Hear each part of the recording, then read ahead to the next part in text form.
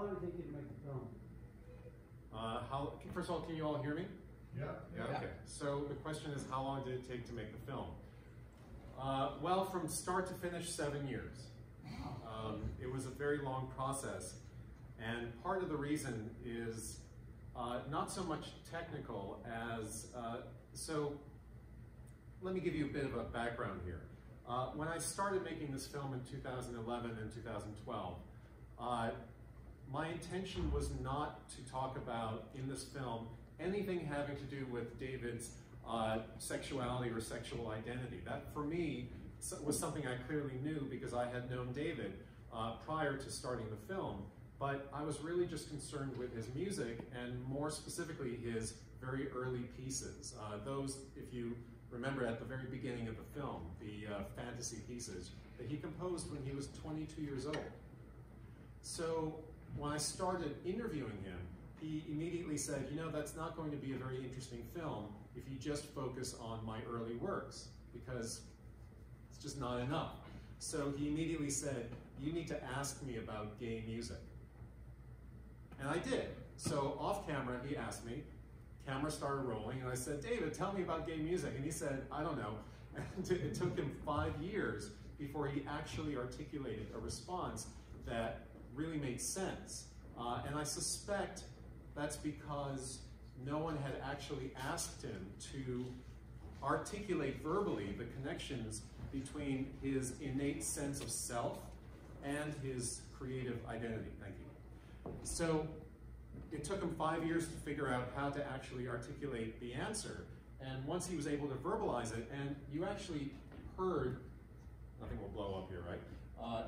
You actually heard his articulation of that answer on film when he said that he offered that analogy of the pearl in the oyster, right? That it's what's on the margins of society that has to break through, and it's what's initially an irritant that becomes this precious and beautiful thing. And when you really examine that question of the so-called other and the peripheral marginalized groups and peoples and identities, you realize that there's such an important integral part of a society's fabric that they're marginalized in name, but not in impact. So 7 years, because it took a while to figure out how to, I think for David, to articulate what that really meant. And in so doing, I should add, it's not so much about so-called, quote, gay music, right? What my explanation just now applies to pretty much anything, right? So you can be a person or a group or an identity or a belief system that's on the outside, so to speak, but eventually it makes its way in. Or maybe it's already in. You just have to articulate that and be aware of it. So for me, this film became much more than this question of sexuality or sexual identity through music. Ultimately, it kind of blossoms into what I refer to as the personal made universal. There must be questions out there. Anyone? Go ahead, David. I'm sorry, speak up. Were you doing concerts with him all the way through your filming? Well, not so much with him. I've played his music for something like 16 years. And David is sometimes there, sometimes isn't.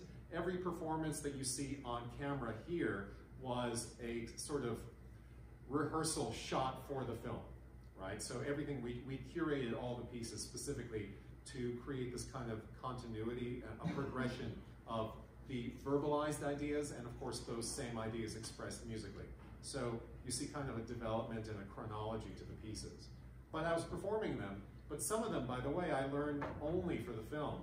For example, that piece by, with the Allen Ginsberg poem, Please Master, which was, you know, very tame, I'm sure, is something I learned specifically for the film, and to my knowledge, this is the only on-camera recorded example of that piece, because like he said in his own introduction, David, it's just not very easy to do that piece. Most audiences are kind of shocked, right, by the lyrics, not by the music. The music is actually really beautiful, I think, and I hope you'll agree with me, but the lyrics are potentially troubling to some audiences, certainly. David, you had a question? Yeah, I was just wondering that how you as a performer, you were also a performer, have been transformed over that 5 or so year period by, first of all, your relationship with his music and then the process of making the film itself. Yeah. That's a very good question, and I'm so happy that you used that word transformed, because that's one of the key words. If I had to describe this film using just a couple of words, transformation and breaking of boundaries would be some of my top choices. My transformation was a little more subtle because I've known him for a while, and I had known him for several years prior to starting filmmaking altogether. So I think that the biggest change for me was, as a pianist and as a musical thinker, I was kind of conservative. I'll illustrate this very simply. I came over to David's house maybe around 2004, 2005, and I said, oh, I really enjoyed that piece I'd heard recently. What was the name of that poet again? And he said, Antler, as in like a deer antler, Antler. And I said, oh, what's Antler's last name? And David looks at me and he goes, you're such a square. Why do you think people have to have a last name? Now, this is an earlier version of David. You don't quite see that behavior here. But he was absolutely right. I made certain assumptions that were just based on a kind of more conservative or tighter way of thinking. And I think what happened is, in the time of knowing him and playing his music, and more specifically, him working with me on his music, it just freed me. And it's very well summarized at the end of the film, I think, that I say that I haven't played this way since I was a teenager, and that kind of sense of freedom and openness, which I think a lot of kids and teenagers have naturally, it gets more restrictive as we get older. And I certainly felt that way myself. And David just, he collapsed those boundaries or those restrictions, much of which are completely self-imposed. I think we're lucky that in certain parts of society, those restrictions are not coming from the outside. They're coming from the inside. And so David just allowed me to stop thinking that everything has a last name. That's great. Any other questions that I can address? Well, I have more of a comment rather than a question. I'm David's younger brother, Peter. I live in Watertown. And, I think the fact that you're a musician, we're able to bring David out and to make it's so articulate about his music. And usually he doesn't like to talk about his music. You ask him about the process, he doesn't want to talk about it. So you've managed somehow to get him to articulate, and it took a long time, really, the deeper meaning behind the music. And the fact that you cover a sweep of 60 years, from the 1960s through, 2020 is really incredible. And all of a sudden, it hangs together. Because I remember, growing up listening to this music, I went to all the concerts. I had no idea, I couldn't understand it to save my life. And, just watching this movie, it all, you've managed to just bring the whole thing together in an incredible way. So I really, thank you for that comment. I think it's more a tribute to your brother, who made this music and was able to speak to me about it. But I want to comment on something you said, which I think is very relevant, and I think it's relevant to all of us. We all wear masks from time to time, right? Our professional masks, our romantic masks, whatever they might be.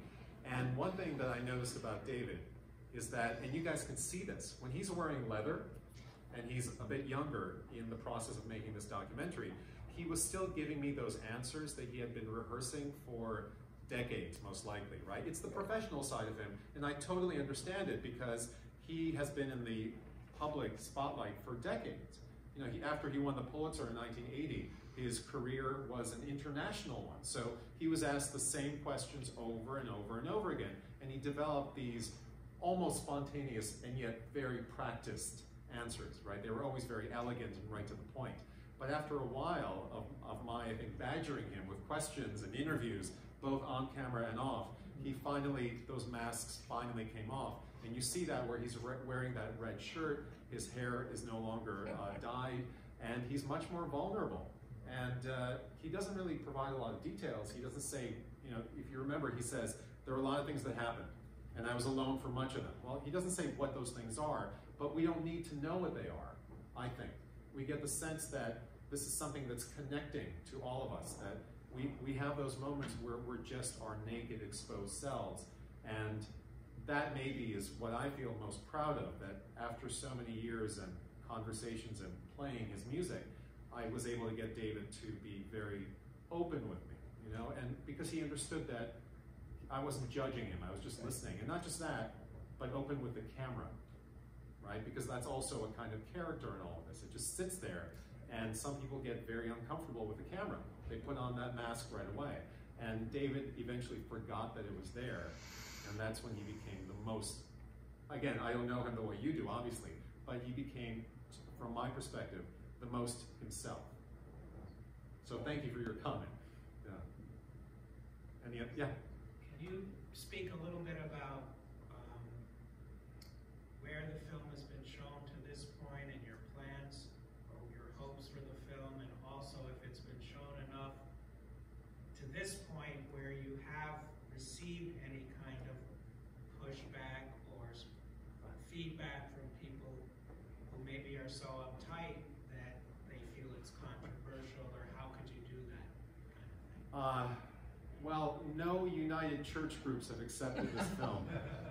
No, the truth is that in submitting to festivals, obviously festivals that see that this film is irrelevant to their intended audiences would accept it.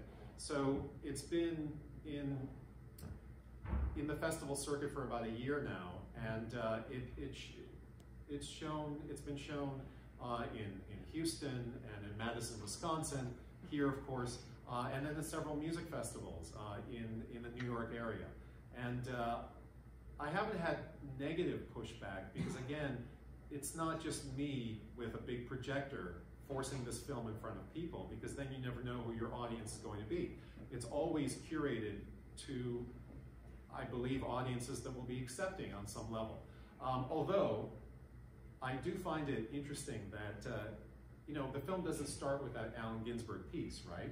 So, in fact, the first 30 minutes of the film barely mention the word sex at all. And that's all very intentional to make it seem, if you remember, David says, it lulls you into thinking everything's going to be okay. That's when he talks about, you know, sexuality on this very obvious display in music. And I feel like that's what this film is, in a way. For 30 minutes, everything is seemingly very status quo. It's just a film about a composer.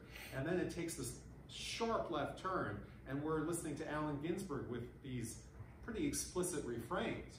So by that point, I've noticed that even if audience members are uncomfortable, they've already been here too long to simply get up and walk out. So I haven't had that reaction just yet, but I'm waiting. But as far as plans go, you asked me, well, right now it's just time to get this film in front of as many people as possible, and ultimately distribution. I would love for this to sit on a VOD platform like Amazon or Netflix, but again, I don't know those kind of distributors have their own rules, obviously. I can tell you for certain that public television will not screen this. You know, there are things here that are just that violate the FCC because of language and content and certain images. But that's fine, because I think this film does justice to David. I think this is the person he is, and I mean that in a good way. And so any calls to, how should I say this, anesthetize the film would be inappropriate, because that's like saying that we should do the same thing with David, right? Kind of ask him not to be himself. So that's sort of a short answer to your question, but you know, obviously I'm hoping for the best, but I come from a Russian background, and there's a nice adage, you know, you hope for the best, but you expect the worst. So hopefully I don't have to expect that, but that's where we are. Thank you for that question. Any other questions? I think that's it. Well, thank you in that case. Thank you for having me. I appreciate it.